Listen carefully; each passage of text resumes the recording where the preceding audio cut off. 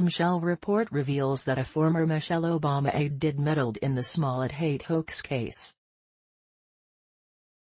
Pray for Weigel. The Fraternal Order of Police in Chicago is asking for a federal investigation into Cook County SA Kim Foxx for how she handled the Smollett case, arguing she may have broken the law when she tried to take the case away from the Chicago police. New York Post reported that after being contacted by a Chicago attorney who served as former First Lady Michelle Obama's chief of staff, the top prosecutor in Cook County asked the city's top cop to turn over the Jussie Smollett probe to the FBI, according to reports.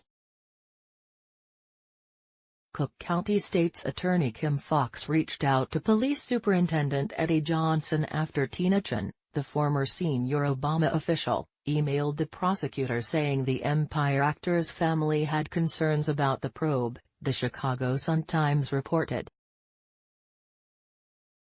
Chan passed Foxx's number to a family member of Smollett, and the ensuing conversations with the relative were later cited by the prosecutor as the reason she recused herself from the probe, according to the paper, which obtained messages from Foxx in response to a public records request. Text messages show Chan contacted Foxx on February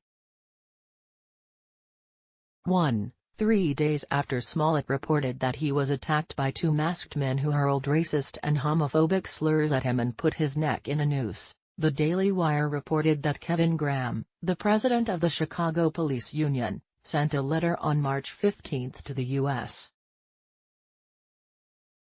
Department of Justice, DOJ, requesting a federal investigation into Cook County State's Attorney Kim Foxx, alleging that Foxx interfered in the police's investigation of Empire actor Jussie Smollett. Fraternal Order of Police in #Chicago is asking for a federal investigation into Cook County SA Kim Foxx for how she handled the #Jussie Smollett case, arguing she may have broken the law when she tried to take the case away from #CPD.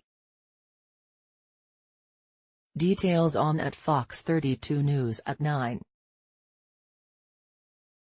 Rafer Weigel, at Rafer Weigel, March 18, 2019. From American Mirror. Chicago's police union is calling for the Justice Department to investigate Cook County State's Attorney General Kim Foxx for intervening in the Jussie Smollett hate hoax investigation. Fraternal Order of Police President Kevin Graham sent a letter to the Justice Department last week to request an investigation into Foxx's involvement in the case after the Chicago Sun-Times revealed she contacted Chicago Police Superintendent Eddie Johnson to urge him to ask the FBI to take over Smollett's case.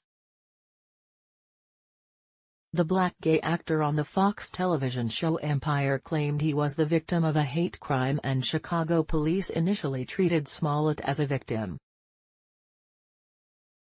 Eventually, the investigation revealed Smollett staged the stunt with the help of two brothers to frame Trump supporters and bolster his career, police allege. Amid the investigation, a former chief of staff for former First Lady Michelle Obama, Tina Chan, contacted Foxx on behalf of the Smollett family. Chan connected Foxx with the family, and the state's attorney general followed through on a request to personally ask Johnson to attempt to transfer the investigation to the FBI, according to emails and texts obtained by the Sun-Times through a public information request. Not long after, Foxx recused herself from the case, and the FBI did not take over the investigation. That recusal is wholly insufficient, Graham wrote in a statement. In order for Ms. Foxx to properly charge and try this case, her entire office should have recused itself and a special prosecutor been appointed. Graham wants the feds to investigate whether Foxx broke any laws, WLS reports. Such conduct merits a review by your office, read the FOP President's letter to the U.S. Attorney's Office, according to a FOP blog. Private attorneys are not allowed to interfere with ongoing police investigations, particularly at the request of private individuals associated with subjects being investigated by the police, in this case, a subject later determined to be the offender, not the victim. Smollett pleaded not guilty last week to 16 felonies for filing a false police report. The 36-year-old actor still vehemently denies staging the homophobic and racist attack in the early morning hours of January. 29 police allege Smollett was unhappy with his Empire salary and first mailed a racist and threatening letter to himself at Fox Studios in Chicago to gain attention. When that did work as well as he'd hoped, Smollett paid 2 Nigerian brothers to stage the alleged hate crime. Smollett told investigators racists were hanging about in downtown Chicago's sub-zero temperatures at 2 a.m. when they recognized him from Empire and shouted racial slurs.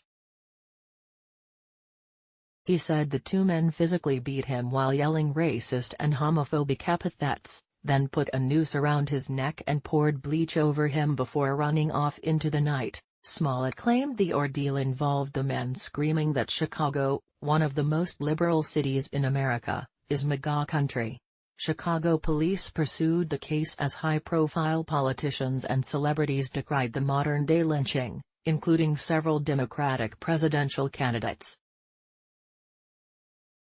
Mainstream media also amplified Smollett's claims as fact, and pointed to the alleged hate crime as evidence Trump supporters are racist homophobes.